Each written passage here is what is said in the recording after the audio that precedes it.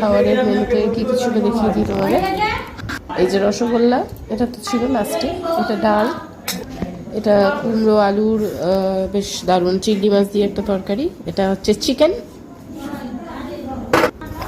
আর এটা হচ্ছে পায়েস। এটা তো থাকতেই হবে একটা জন্মদিনের জন্যে। টুকুরি কই? আর এই হচ্ছে পাঁপড় ভাজা।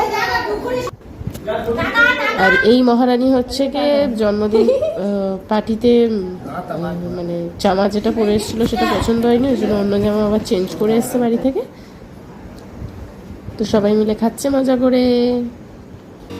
এই যে এটা হলো আমার চকলেটের ওপর আমার নাম লেখা, কেকের সঙ্গে ছিল এটা। এটা আমি এখন খাবো। তো সবশেষে ক্লান্ত হয়ে আমার শাশুড়ি মা ঘুমিয়ে পড়েছেন, এইভাবে বসে বসেই ঘুমিয়ে পড়েছেন।